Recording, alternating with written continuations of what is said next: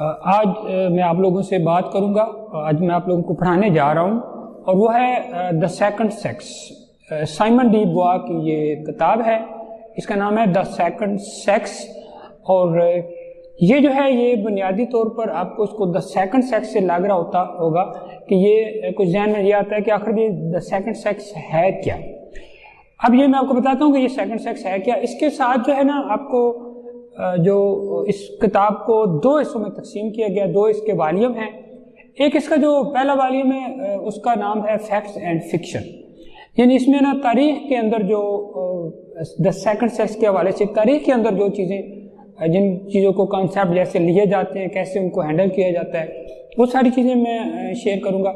اور دوسرا جو ہے اس کا وہ آپ کو ملے گا دا لیوڈ ایکسپیرینس. اب میں آپ کو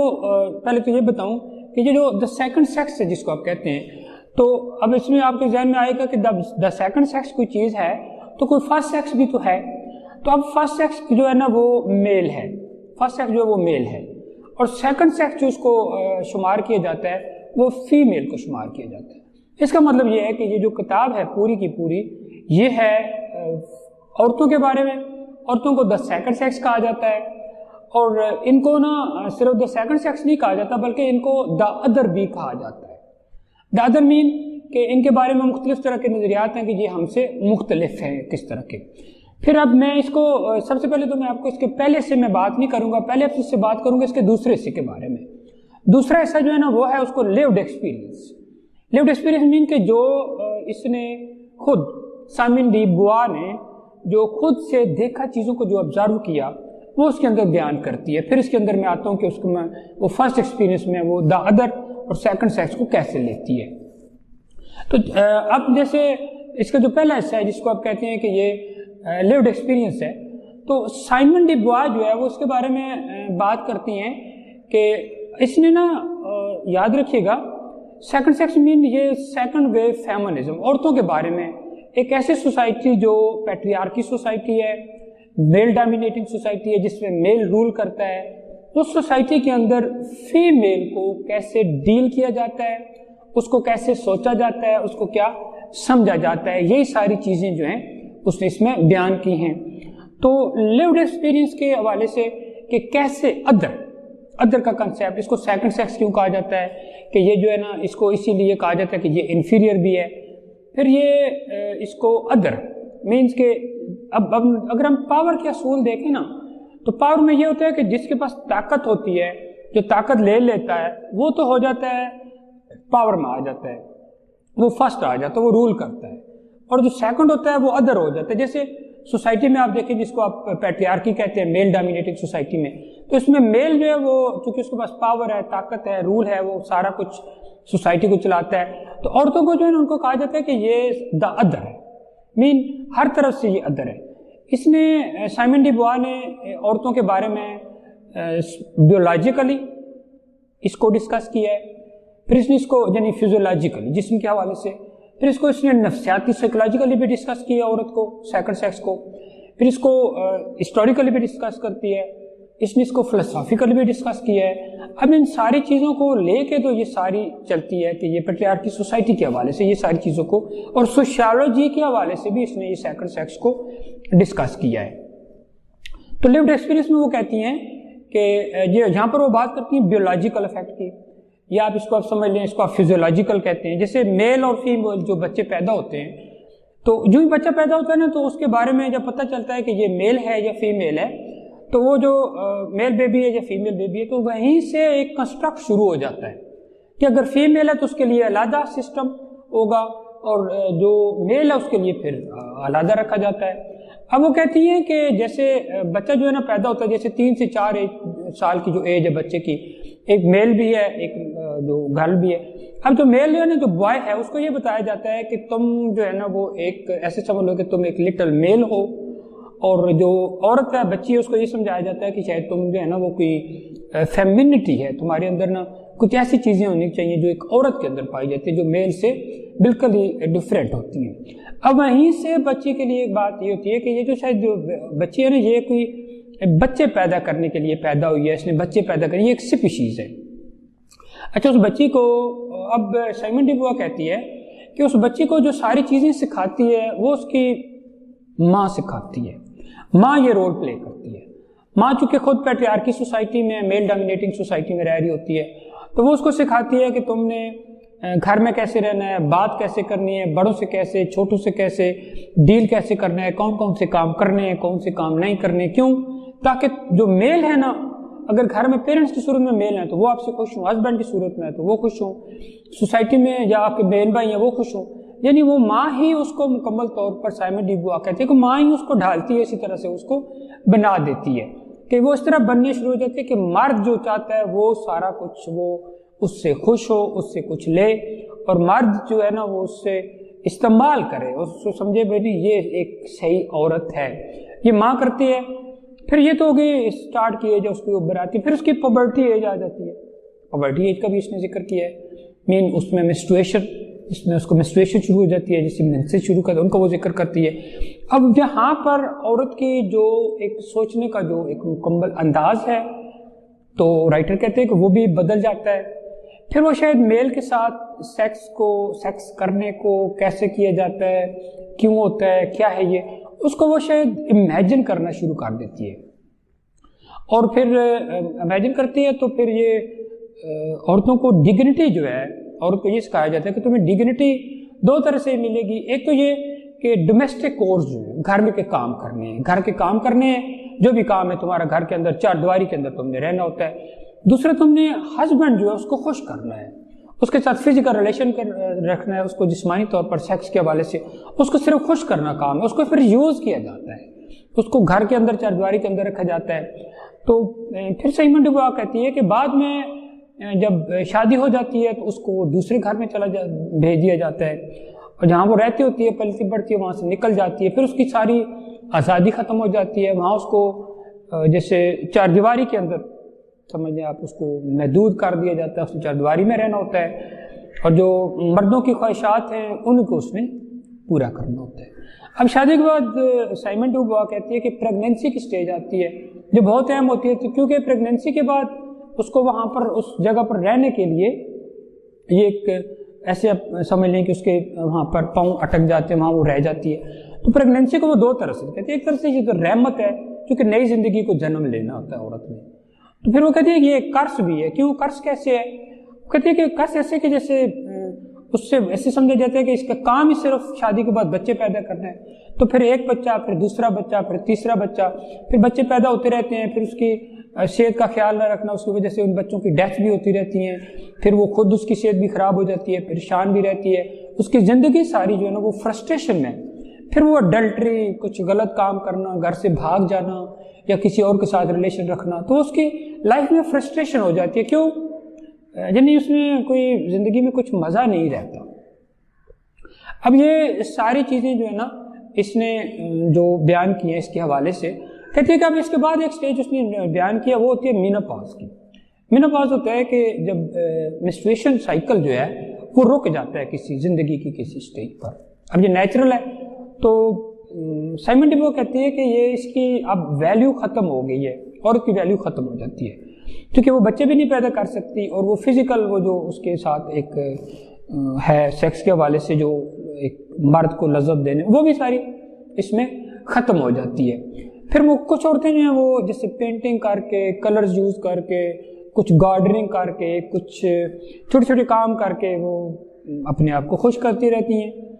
صرف کچھ عورتیں باقی رہتی ہیں جن کی زندگی کا کوئی واقعہ ہی مقصد ہوتا ہے، تو وہ جو عورتیں جن کا کوئی زندگی کا واقعی مقصد ہوتا ہے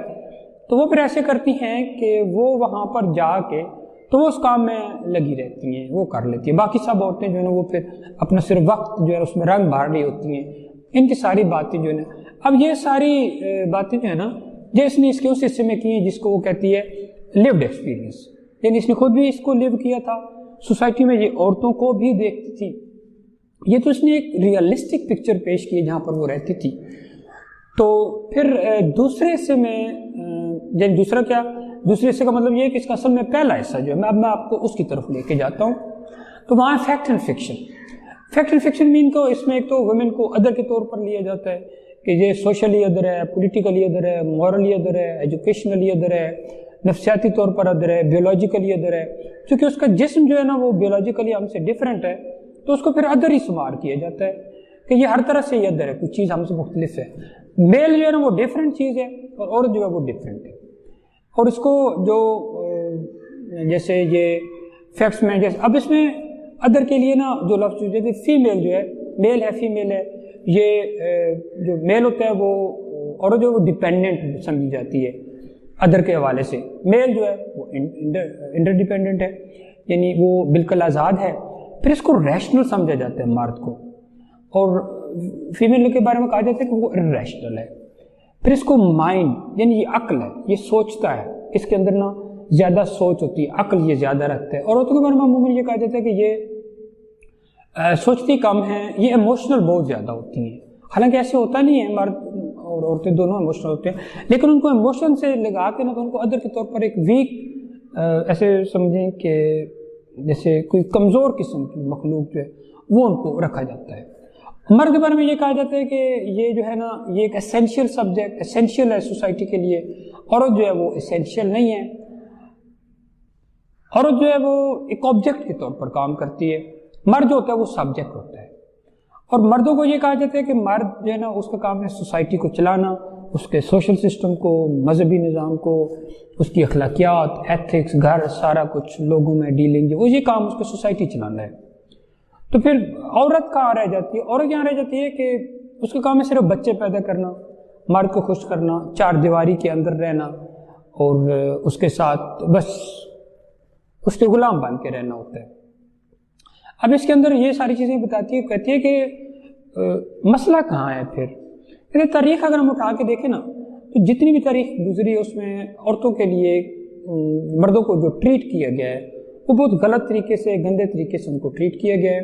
اور اسے ٹریٹمنٹ سے ہی سارا مسئلہ بنتا ہے. جیسے اگر ہم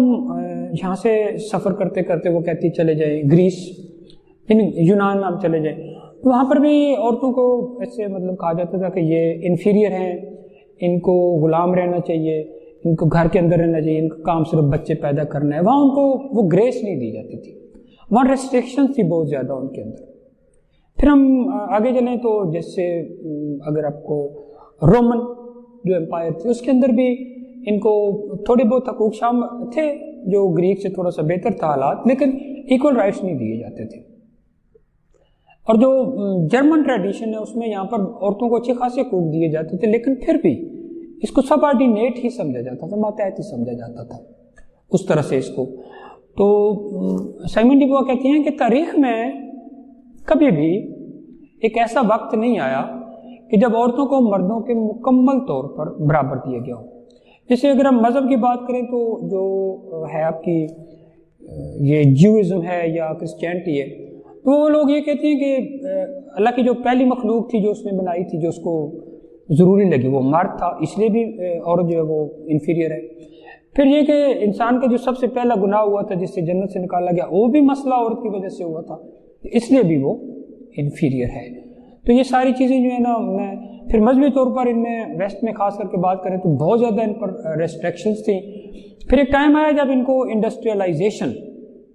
ہوئی تھی، تو انڈسٹریلائزیشن میں پھر عورتوں کو تھوڑا آزادی ملی کہ باہر جا کے ان کو کام کر سکتی ہیں. لیکن پھر ان کو ڈبل کام تھا کہ باہر بھی کام کرتا ہے، گھر میں بچے بھی سنبھالنے. اچھا جب یہ بچے بھی سنبھالنے اور گھر میں باہر بھی کام ہے، پھر ان کو وہاں پہ بھی کام دی جاتی تھی، پھر ان کے لیے اور زیادہ مسائل تھے. آگے آتی ہے کہ وہ بات کرتی ہے برتھ کنٹرول کی، جو ابارشن کی.